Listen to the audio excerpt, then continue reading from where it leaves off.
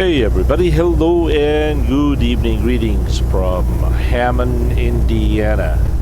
Local time here is 7:31. Temperature is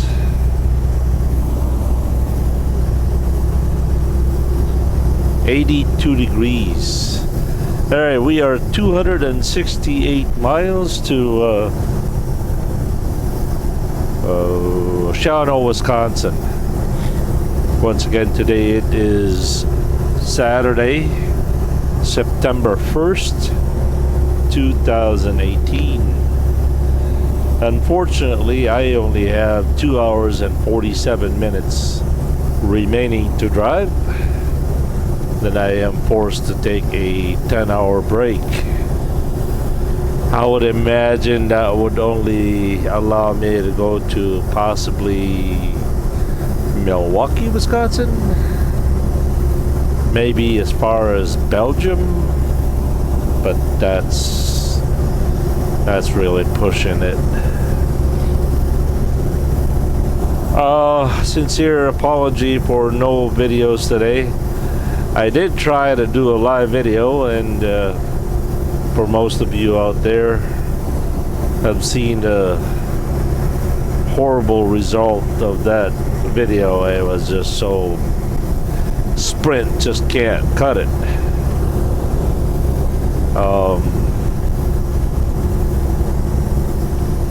My wife says I gotta wait until February to switch over to Verizon.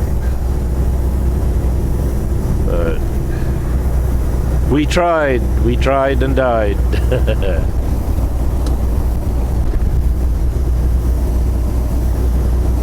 Alright, what else is there? That's really it.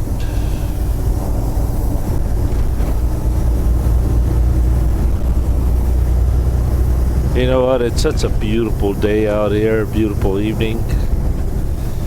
I think I'm gonna go through Chicago. Who knows? Maybe the traffic ain't so bad.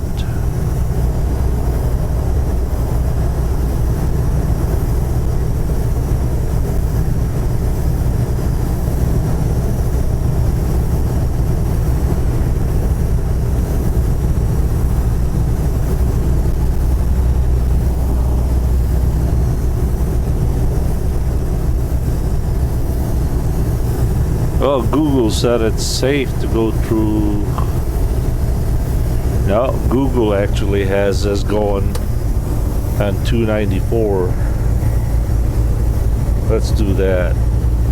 I think there's some heavy traffic going on in downtown.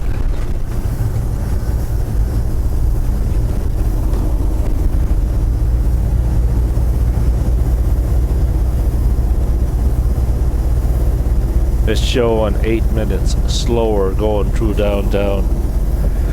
Yeah, I'm not worried about the 8 minutes. I'm worried about the possibility of what can happen in downtown.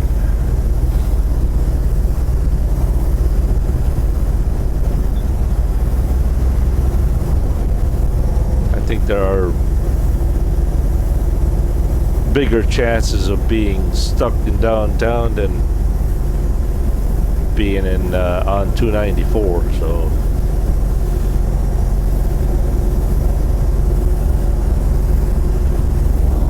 we'll go through downtown. I mean, we'll go around anyway.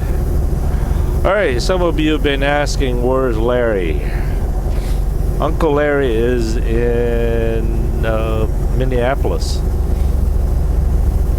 I think his daughter's wedding is tomorrow.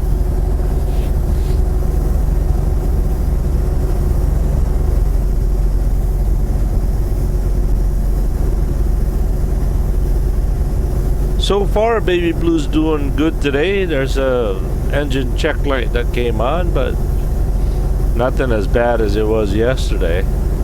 One of the reasons is yesterday when I got loaded, I I met up with the boss over there by the pilot truck stop in Hagerstown, and he brought with him his computer, plugged it into the ECM on the truck, cleared all the codes, and he ran up to the Freightliner dealer to get some kind of a sensor.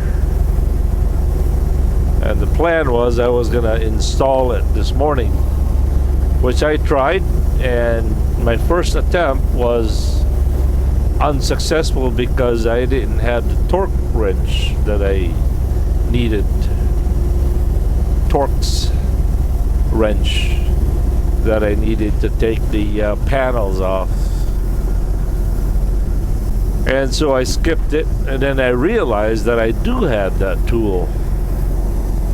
And I went and looked for it. Sure enough, it was there. And so my second attempt, I got all the panels out. I looked at where the sensor was, and the boss man said it was inside a box. I said, nah, I ain't opening no box. And so he says, you know what, close it all up.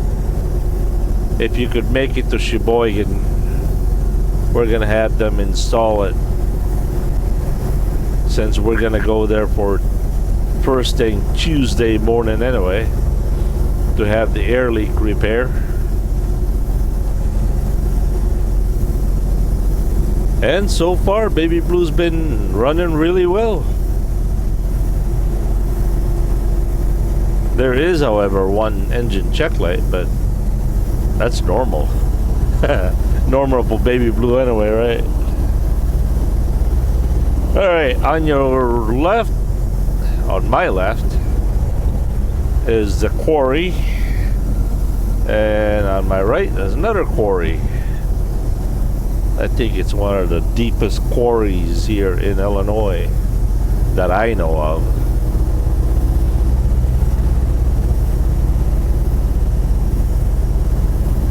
Alright, welcome to the Illinois Toll Road.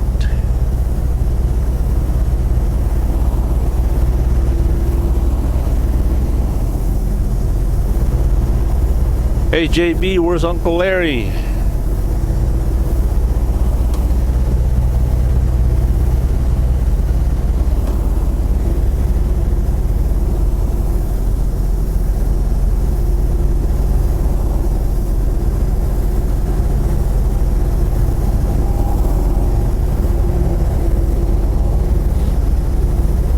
Alright, the plan is to run as far as I can tonight without going over my hours, and then I'm going to deliver my load as early as I can over there in Shawano. Hopefully they will take it earlier than noon, because my commander-in-chief wants me to be home by 2 o'clock, because I think we're invited to a birthday party somewhere in, I think in Belgium.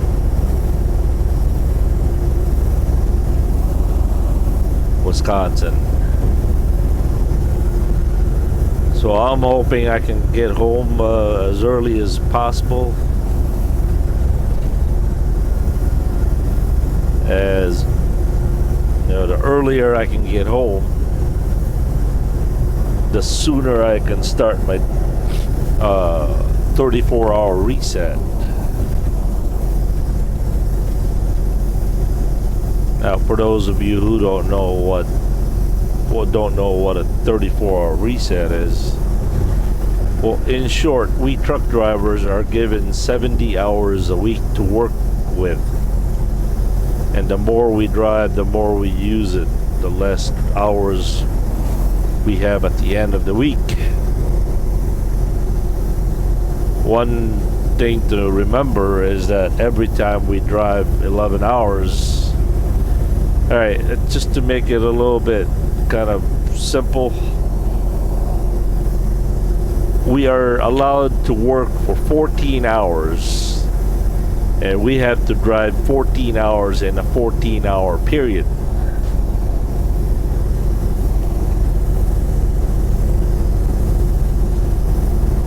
After each 11-hour driving, we are required to take a 10-hour sleeper berth or 10-hour break. You don't have to be on a sleeper berth to do it.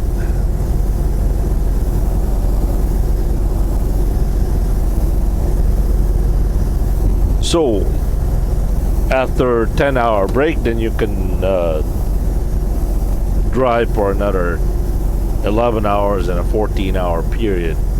You keep doing that until you're about the 6th day, then you start beginning to get low on your hours.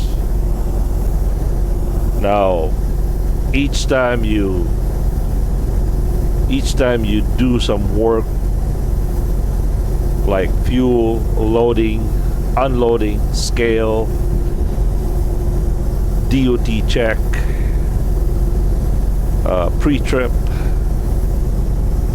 those you have to show a minimum of 15 minutes. So as you can see, you do your 15-minute every day, plus you do your fuel every day. That 70 hours really disappears really quick. So anyway, at the end of the story, or the beginning of the story, what I was trying to say is, if we sit and not go on duty for any time at all for 34 hours, then we have a reset. We are given a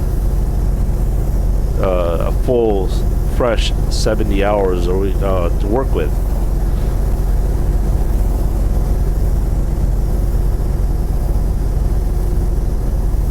Now, what happens if we can't do a reset? I'm glad you asked. Whatever hours that you showed working, whatever hours that you showed that you used up 8 days ago, is going to be the available hours you have for today, plus whatever hours that you have available today. Let's just say you only have 2 hours today, but last 8 days ago you worked for 9 hours, so you add 9 hours to your 2 hours. Now you have 11 hours available to work. Now sometimes you become absolutely zero and you work for 1 hour last week because it was a slow week 8 days ago. Well, that's gonna actually bite you in the butt, because now you only have 1 hour today. It's very complicated, and of course that's designed by the government, right? Nothing can ever complicate things like the government.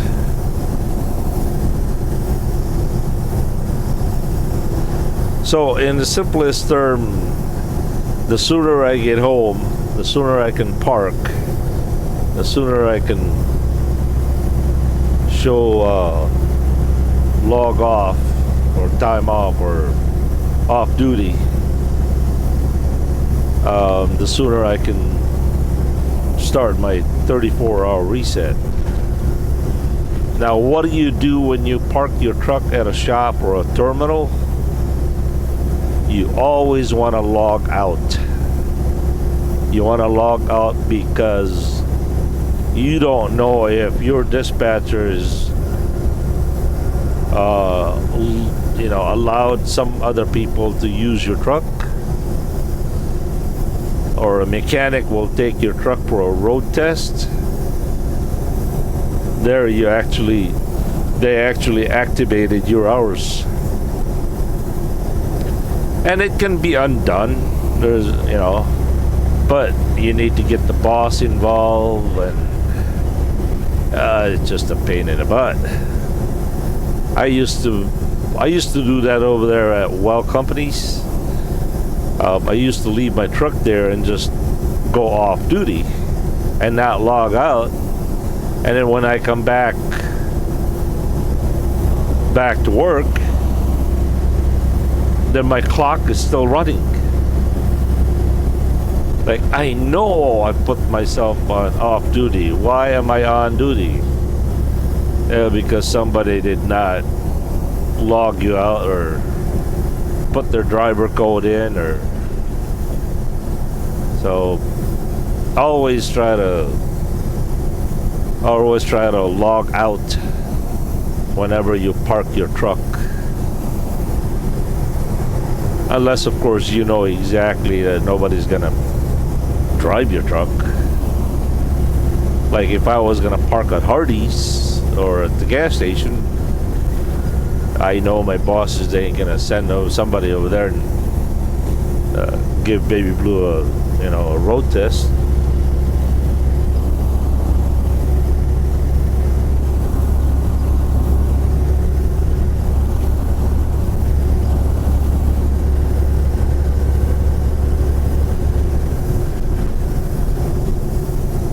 So that's pretty much it of how that ELD works.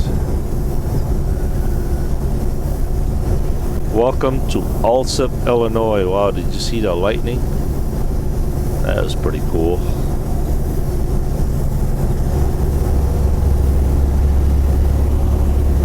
Alright, I'm going to tell you a little story about how I met the Prince of Western Samoa. Back in 1978-79, there were two Samoans that studied agriculture back in the Philippines, in Mindanao, Xavier University. And they were studying agriculture to enhance their farming back in Western Samoa. One of the guys' name was Kenny Lameta. Now, Kenny was the best friend of, boy, I can't remember his name. I've been racking my brain all day long trying to remember that guy's name. But the other guy's name was, the other guy was actually the Prince of Western Samoa. So anyway, both of them were sent by their own government to the university to study agriculture, and for some reason, my dad could just approach anybody and just start talking like he knew you forever. He would just start a conversation, and just next thing you know, you're invited to the house. And that's exactly what happened. My dad started talking to them, and then they stayed at our house in the island. They vacationed there for quite a while, a few times. And my dad actually kind of got really close friends with them. So back at the end of 79, I think it was like Christmas 1980 or Christmas 1979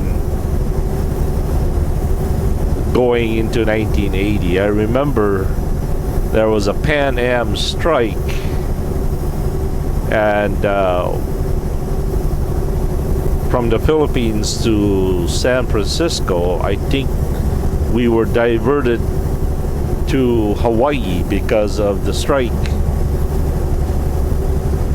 And at that time, Kenny and his best friends, the Prince, was already back home in Western Samoa. And so my dad thought it'd be fun to pay them a visit.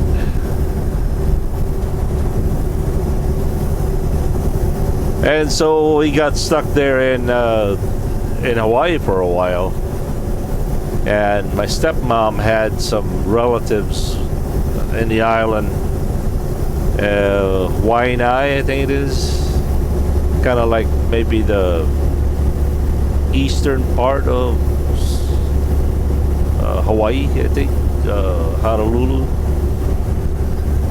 But anyway, we went to Western Samoa, and of course you gotta land in New Zealand at that time, switch planes, and we landed in Western Samoa. Now, Western Samoa is a country of its own. Now, American Samoa is a U.S. territory, not a state, but a U.S. territory. So anyway, we landed in Tutuila, I think it is. Wait, not sure if Tutuila is in American or Western. Boy, it's been a long time, man. 1980. Whoosh. I was a little pup. So we landed there. We stayed at Kenny's house. And it was funny because his dad worked for the post office, and one of those old guys that just like clockwork, every day when he gets home, he would buy at the grocery store and get himself a liter of beer. Every day from work, he would bring that with him, go out in the backyard and start drinking that beer. I tell you what, he had that shed full of beer bottles.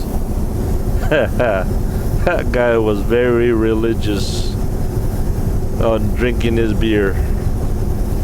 I think his name was Toitu. Yeah, Toitu Lameta. Now you gotta understand, their culture consists of tribes and royalties, and kind of like the Native American Indians, I think. Kenny's dad had some kind of a title. I don't know how far up in the ladder he was, but he was pretty important, I guess.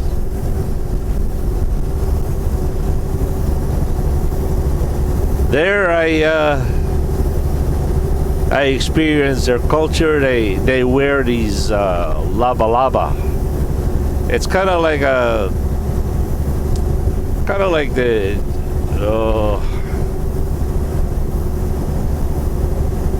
a circular blanket. What they would use it is, they would wear, they wouldn't wear pants. They would wear that as a kind of like a skirt kind of a thing. It's just, all it is like, imagine a blanket, it's circular, and they would wrap that around their waist, and that was their attire. If need be, they can use it to cover themselves all the way at night and use it as a blanket. And if I remember correctly, they call it laba laba. There I experienced watching them roast pig underground. The weirdest thing, really. The whole island consists of volcanic rock, and I think they have one of the best volcanic rock in the whole Pacific. What they would do is they would dig a hole on the ground, and they would put these lava rocks on the fire while they're doing the preparations, putting spices and everything inside the pig's insides. And then they would take all these rocks and put them in the fire, and nice and hot.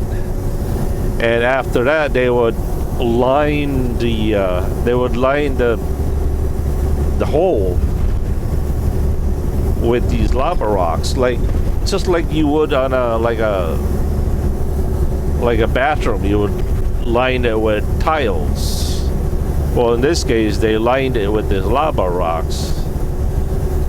And once they do that, first they get the pig all ready, and they put, as I said, they put all these spices together. You can actually see this on YouTube videos. Samoan roast pig. You could, really interesting. But anyway, when they're done putting all these spices and all that stuff inside the pig, they would wrap this pig with banana leaves, and they would wrap them a lot of banana leaves, and nice and tight, and I would imagine somewhere up to about 100 banana leaves. Once they got that all wrapped, they will put the pig, the wrapped pig, on the ground, and then cover it with another hot lava rocks, engulfed it, and once they do that, then they cover it with dirt, completely covered it. They would bury the pig, and they would leave it there for about, 3-4 hours, I think. And about 4 hours later, they would dig this up, take all the, the pig is all protected by the banana leaves, and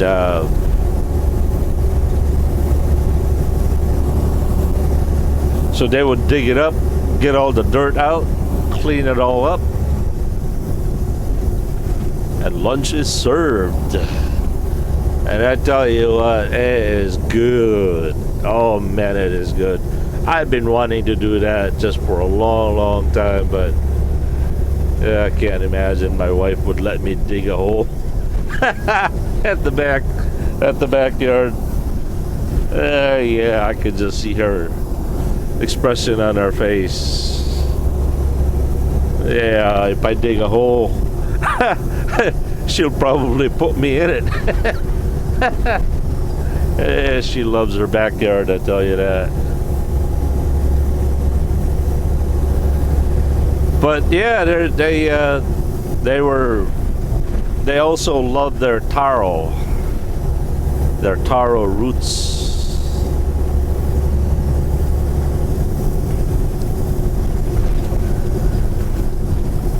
I actually got to see the Western Samoa Parliament. Got to meet some interesting people.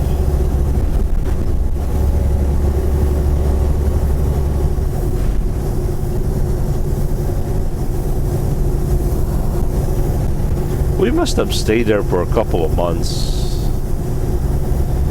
As a 12-year-old, it seemed like it was forever. But after staying there, the island is really small. After staying there, we migrated over to American Samoa. Now I remember that year, there's a hotel over there called the Rainmaker Hotel. It was closed because there was an airliner that hit a cable car, like a cable car, and crash landed right on top of the hotel. And I will never forget the name of the place, Rainmaker, because when I heard it, I was really fascinated by that place, by the name.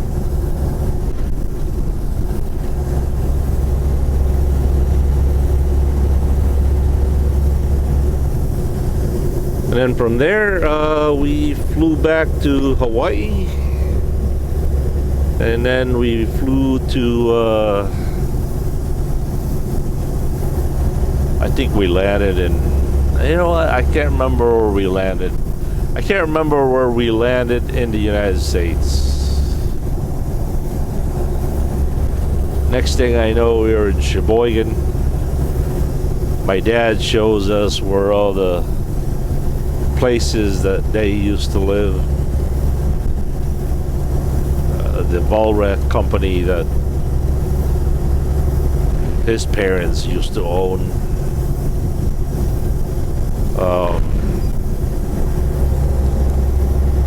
The first thing that we landed, I think we stayed right there by the Fountain Park Hotel in Sheboygan, or motel. Next thing he showed us was Lake Michigan. And it says, hey, okay, this is a lake. This is not the ocean. And I didn't know the difference between a lake and the ocean. And I said, no, this is what, you know, tried to argue with my dad. He says, all right, go to the water and taste it. Tasted it, sure enough, it was fresh water. Like, really? This is the biggest pond I've ever seen. So, turned out to be Lake Michigan.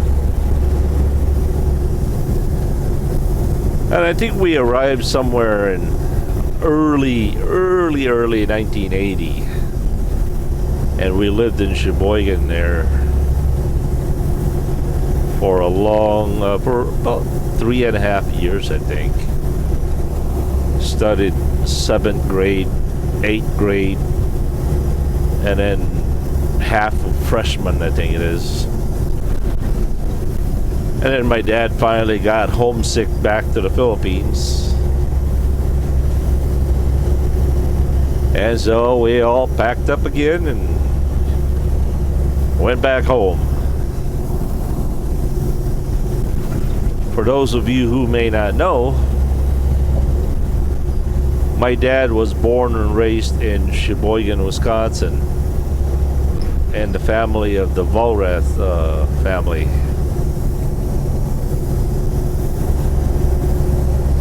But as soon as he was old enough to be a merchant marine or a sailor, he sailed as a deckhand in the Great Lakes.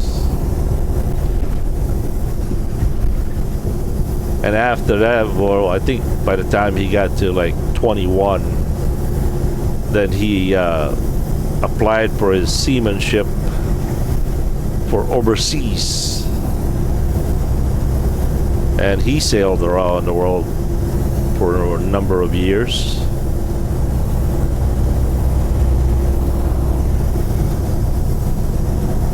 Until the day that him and his ship landed at Del Monte, Philippines, in Bogo, Mindanao, picking up pineapples. And when he saw the land of the Philippines, his jaw just dropped, and he jumped off ship and ended up living in the Philippines for about 45 years.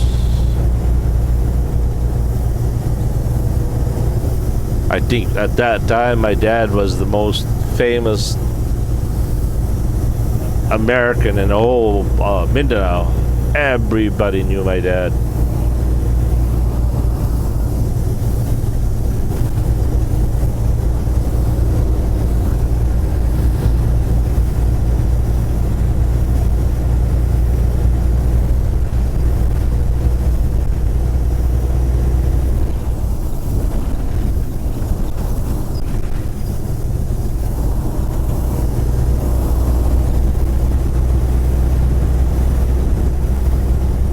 Next time I'll tell you guys a story of how my mom and my dad met. And I know I told this story many years ago, but I guess there's a lot of you out there that are new, so maybe if you're interested, I'll tell you that story. And it was actually kind of comedic and very interesting.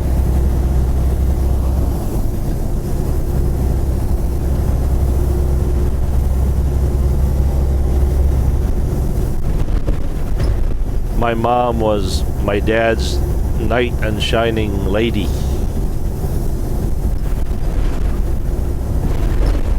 Because it was my mom that saved my dad's butt.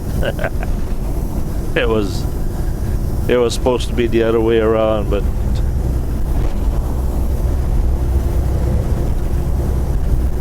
yep.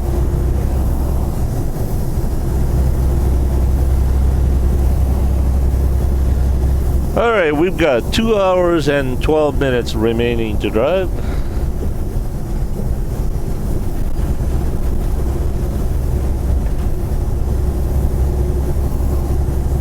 By the way, for those of you who are new, just a friendly reminder. If you find his videos worthy of watching, maybe you will find them worthy of sharing to your social medias and friends and family. So please do that. You will be helping my family and I a lot, and Tampers. So please comment, like, and share. We are ever grateful to each and every one of you out there. So with that, have a good and godly day, and be safe out there. God bless you guys. Peace. Not my peace, but the author of peace. And that peace can only come from the Lord Jesus Christ. He says so, that, right? Not my words. Later.